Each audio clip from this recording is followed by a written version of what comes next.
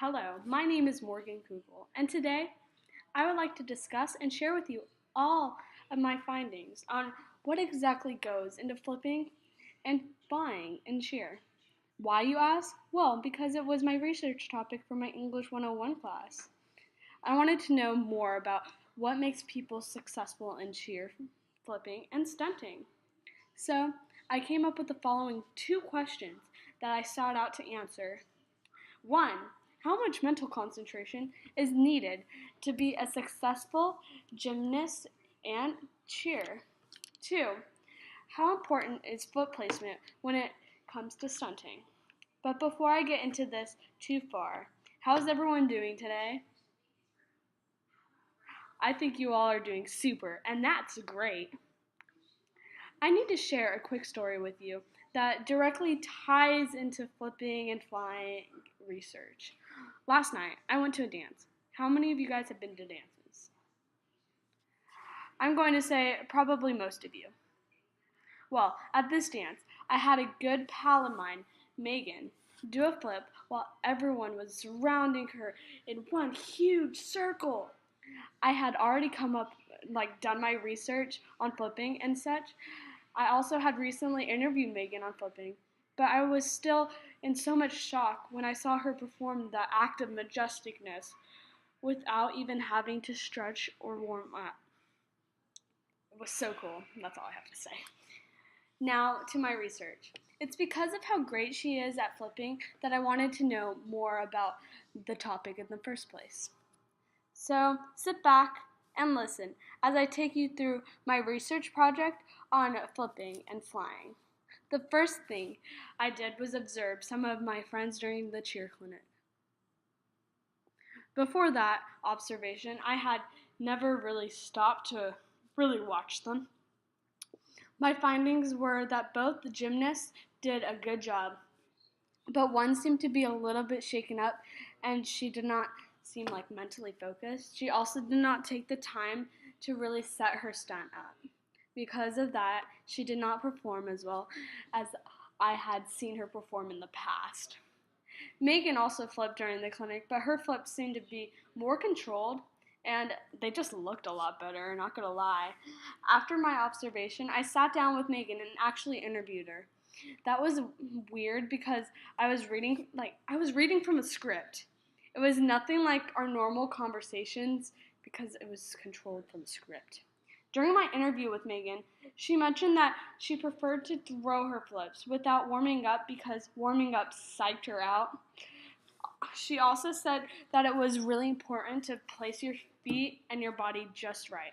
What goes into doing a flip, you might ask? Well, from my research and from the words of my pals that can do flips, it seems that there are two things: ability and knowing where to place your feet and body. And then there's strong mental concentration. You need to have confidence and a mindset that makes it so you're not afraid. I had really thought about the fear factor according to the Journal of Clinical Sports Psychology. Here's their quote. It seems that there are four main areas that athletes consider when it comes to worrying and fear. A. Fear of social evaluation. B. Fear of failure or inferior performance. C. Fear of injury or re-injury. And then D. Fear of unknown. I found that interesting. So the physical part is the easiest, but what I have read and discussed with Megan, from what I had read and discussed with Megan, but how does one gain the ability to enhance their mental abilities and not be afraid? Most gymnasts start out with coaches that can tell them they can do it, they can succeed. According to Megan, a good coach is a must. It's a must. From that point on, it begins to become a sort of a building block kind of thing. Let me explain what I mean. Usually skyscrapers don't just appear out of nowhere.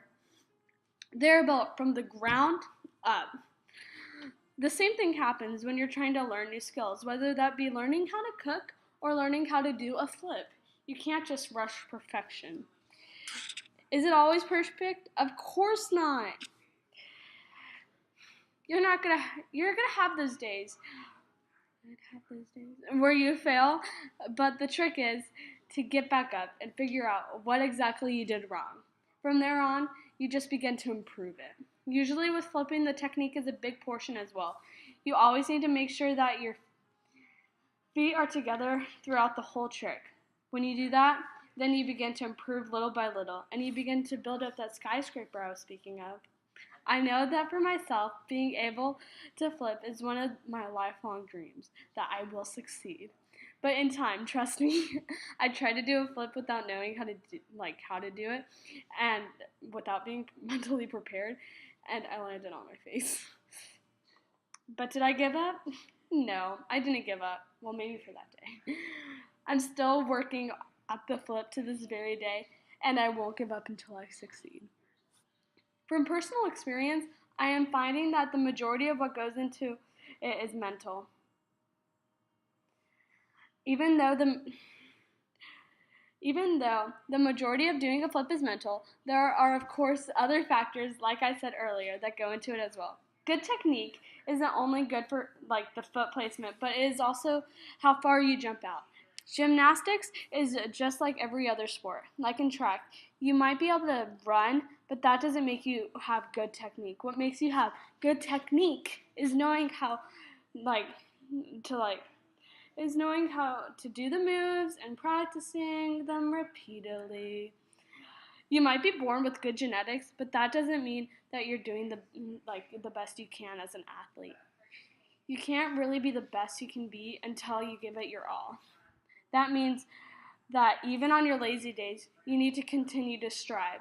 What I'm trying to say is you can't control your genetics. Your genes might just say that you can't flip or you can't sprint fast.